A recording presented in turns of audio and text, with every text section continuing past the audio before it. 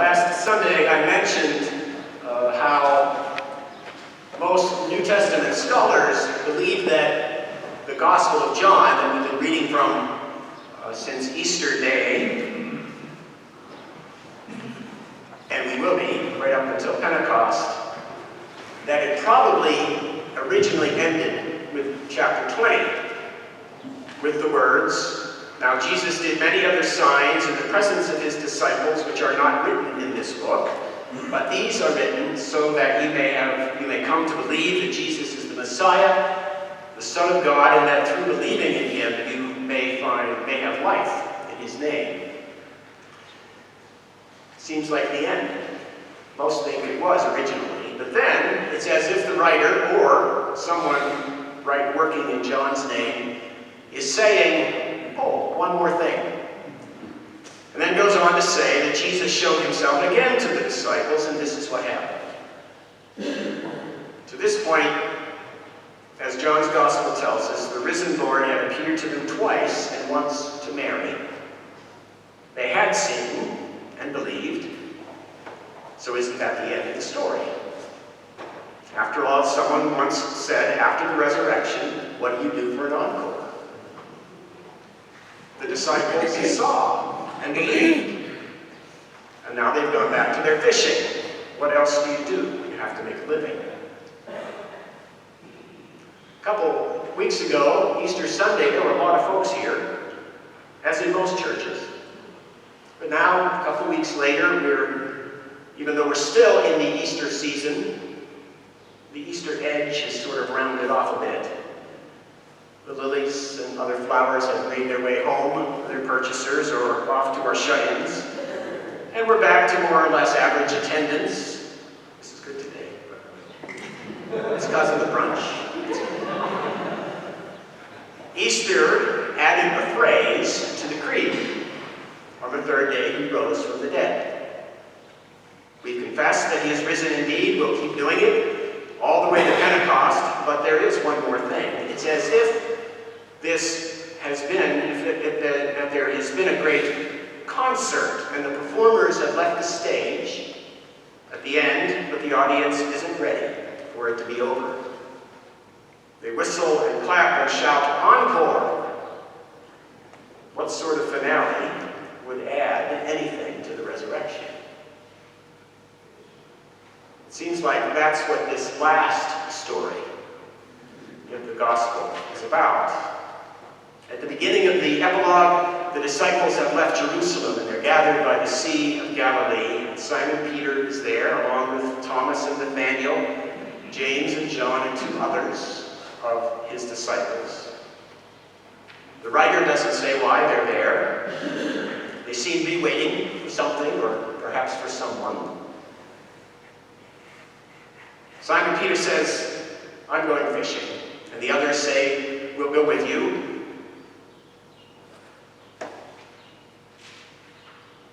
But what now?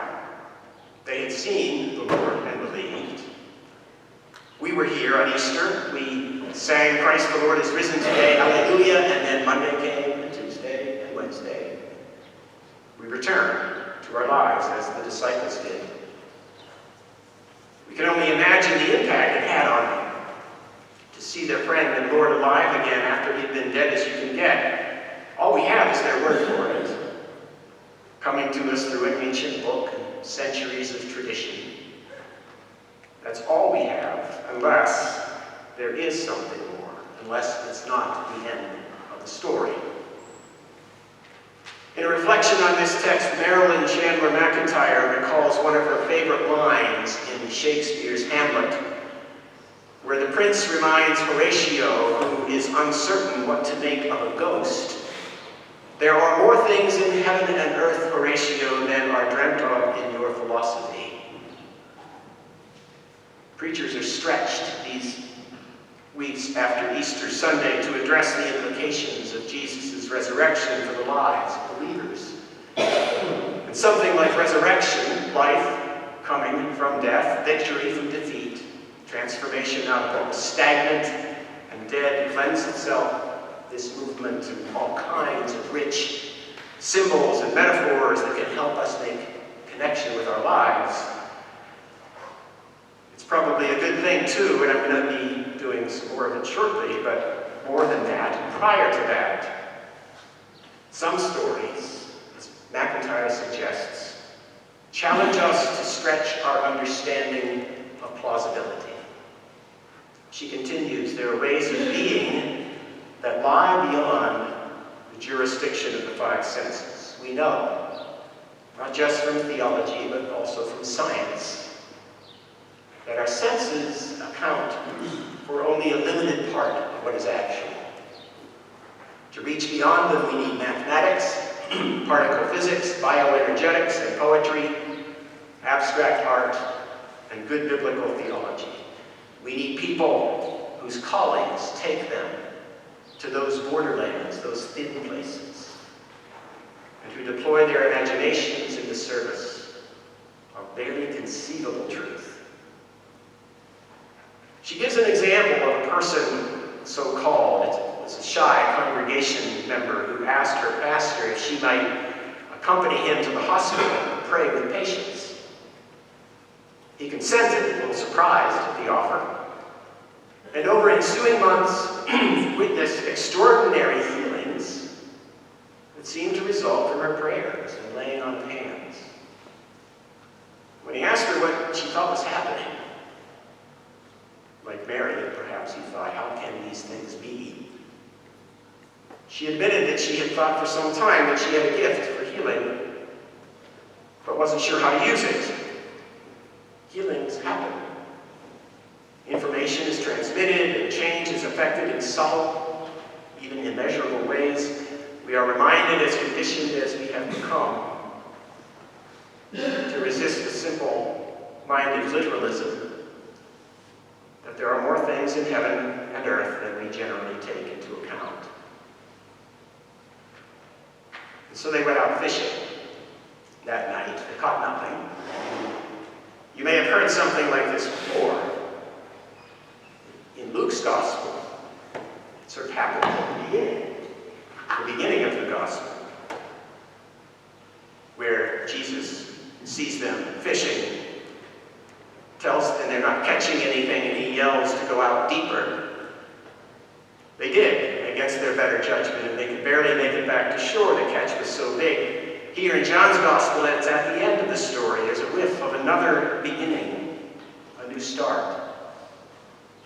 A lot of water had gone under the bridge since those early days of the journey, particularly for Simon Peter, whose threefold denial of his Lord was still there, stinging his soul, weighing on his heart, even after he had seen and believed. When the going got tough, he got going in the opposite direction. But when a stranger on the beach, just as the sun was rising, called out the question fishermen have always heard from the shore, "Caught anything, boys?" They shake their heads, nothing.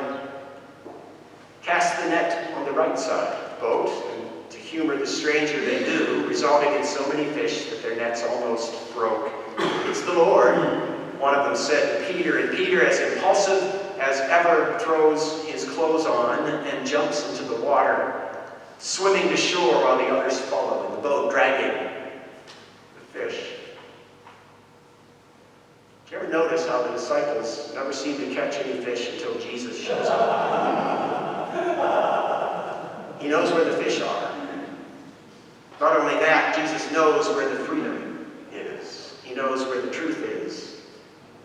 He knows where the joy is. And unless we cast our nets in his direction, at his direction, even if we have seen and believed, we'll be coming up empty. All too often we try to fish where there are no fish. Believe me, I know about that. But we try to find contentment and peace where they can't be found. We'll practically give heart and soul to pursuits that bring a momentary high or a temporary gain that might build our self-esteem or give us small samples of pleasure or meet a need that is only our own. And Jesus is there on shore while I'm out there bobbing around in my little boat of self-sufficiency, He's keeping his eye on us, making provisions for us as he was making breakfast for the disciples. How are you doing out there? Catching anything? He knows we're coming up empty. Try the other side. Try resurrection life. You might say that this is a story for those who show up after Easter Sunday, for those who have believed or for whom the struggle to believe is worth it. It's gospel for those of us who know that our sin is ever before us, who know that our livelihood, our relationships, our intelligence, our skills, expertise, even our spirituality will never provide for the true provision of our souls. I wonder if Peter slowed his stroke a bit as he got closer to shore, closer to Jesus. What will he do when the two of them stand face to face? How will he explain his denial of Jesus? It must have been an awkward breakfast where Jesus acted as host, and he nods to Peter, and they start off down the beach. Simon, Jesus says, using his old name, "Do you love me?" Pained by the question, he answers, "Yes, Lord, you know that I love you." And then Jesus asks it again and yet a third time. And each time Peter answers with all the sincerity he can muster. He is a believer after all. He is nothing if not sincere. And each time Jesus follows his response with a simple command: feed my lambs, tend my sheep, feed my sheep. Peter's threefold profession of his love for Jesus clearly parallels his threefold denial. As James Somerville puts it, Jesus is giving Peter the chance to fill the hole he has dug for himself with three huge shovelfuls of love. But more than symmetry, and this is what John's epilogue provides, the gospel we need to hear and receive on this third Sunday of Easter, and that is that Jesus is not just bringing Peter back to where he was before. He is moving him beyond that. He looks at Peter in the eye and speaks the same words that won him in the first place: follow me. No judgment, no mention of the denial, no focusing on the old, but only on the new. For those who knew and loved him before, who followed him in the flesh, they want to be near him again, close to him, hanging on to his presence in the way they had known. But like Mary at the tomb, when Jesus said, "Don't cling to me, I'm going before you." So with Simon, Peter, and the others, now that he is raised, they can't be with him in the same way. They can only be with him in the way that he was with others, feeding, tending, teaching, and helping, and healing. He gave them fish and bread to eat. And the church has been eating together in his name ever since. The sacrament of bread and cup is one with the ministry of feeding and tending and healing and helping. Out of the resurrection comes church, ecclesia, which means those who are called out from the world and sent back into the world on Mondays and Tuesdays and Wednesdays as the disciples of the living one. And all the while, he is making provision for us. At the end of the epilogue, there's another summary statement after Jesus commissions Peter to love him by feeding, tending, and loving his sheep. The writer says, there are also many other things that Jesus did, and if every one of them were written down, I suppose the world itself could not contain the books that could be written. Or recalling what Soren Kierkegaard said about worship, that the people are the actors, the worship leaders are the prompters, and God is the audience. And so it's as if there was this great concert, and the performers have left the stage at the end, and God is standing and clapping and whistling, not ready for it to be finished. We find ourselves thrust back onto the stage, taking up the instruments of resurrection life. Feeding, tending, teaching, healing, loving, serving, rejoicing, hearing, encore,